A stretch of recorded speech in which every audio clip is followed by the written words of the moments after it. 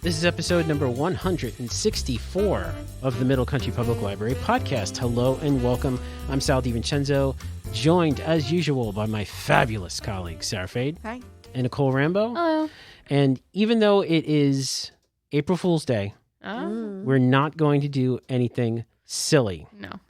But we did do something pretty cool in this episode. We have a new theme song. Yes. So hopefully you like it. It's very similar to our theme song. We have a new theme song. And starting with this episode and moving forward, you are able to listen to us in two new places. Ooh, One's a big place. One's very big. We are now on Spotify, Wow. which is very cool.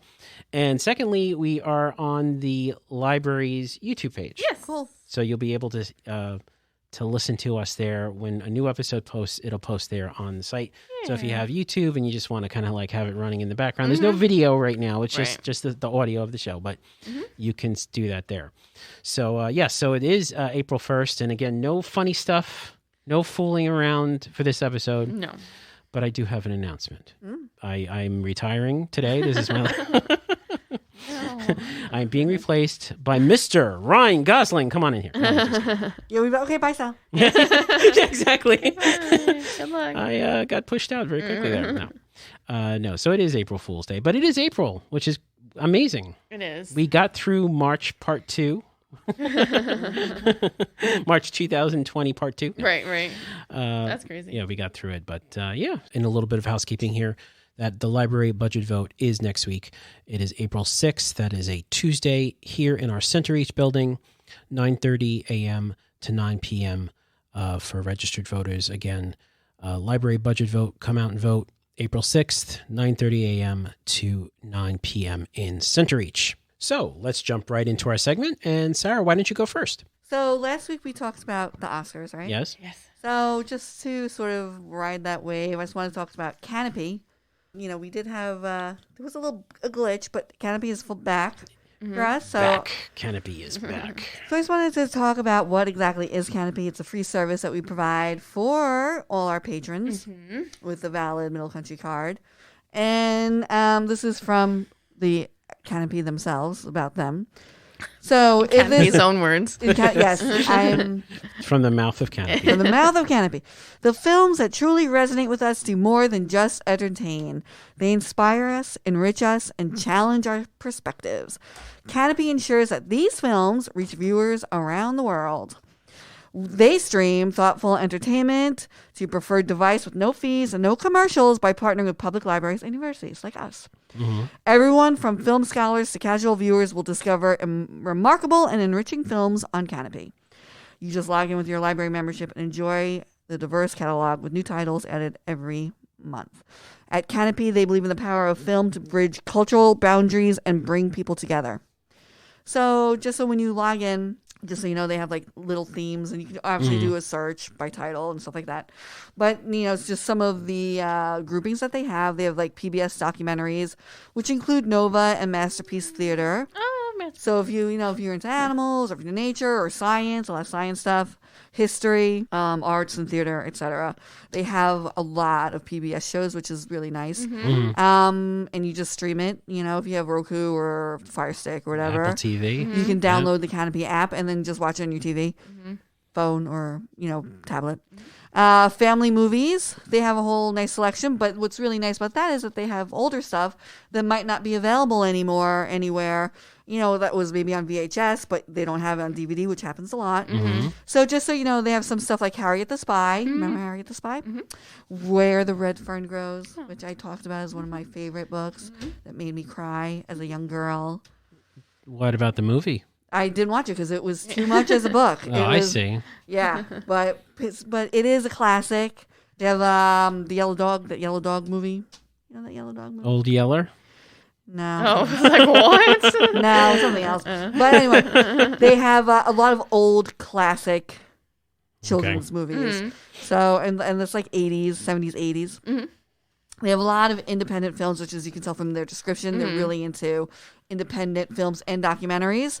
So, like Jonah Hill, he did mid-90s. He made that movie about his fictional life growing up. So that's that. The Farewell with Awkwafina.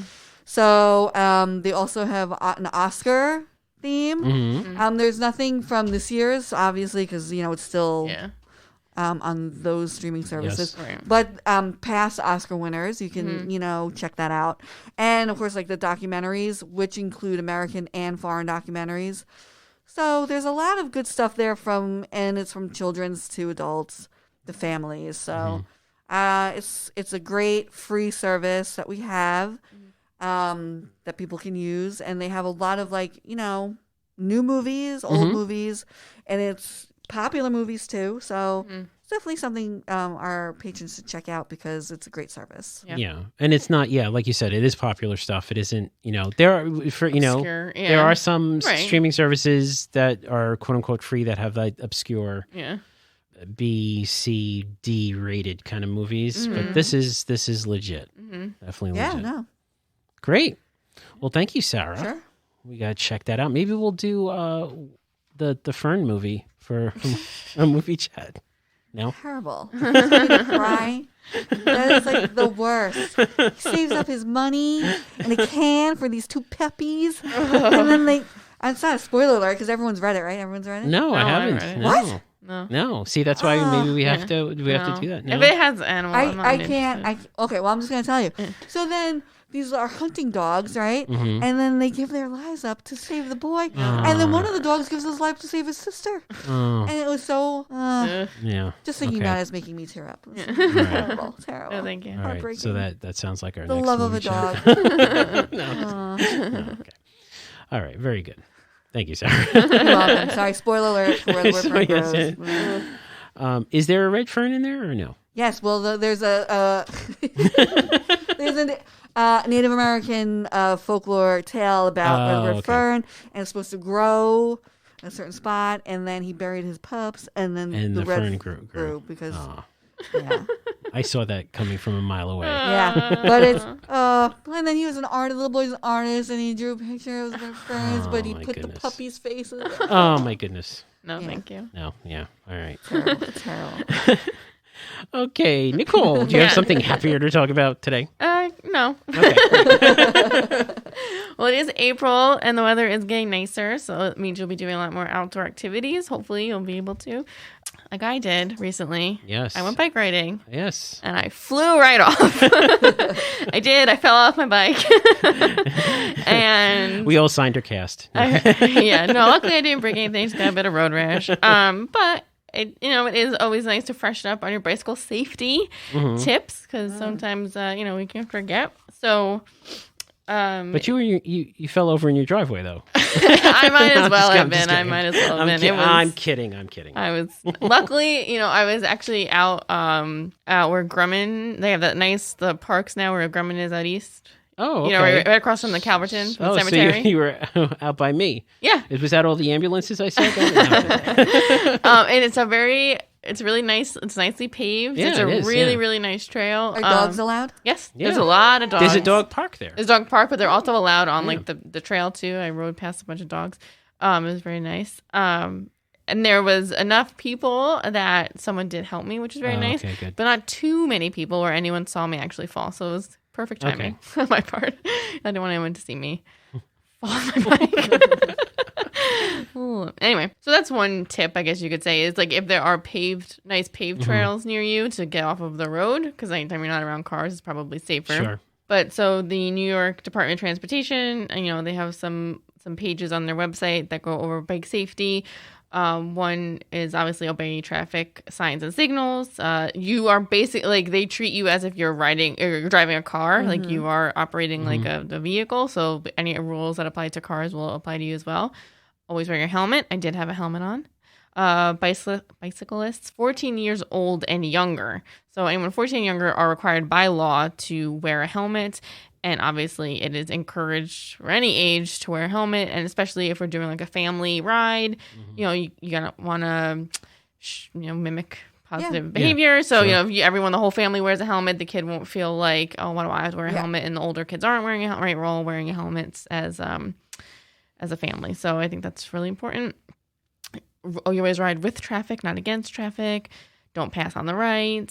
don't consume alcohol while riding a bike. Like I said, they do treat you like you're driving a car. So, Sure.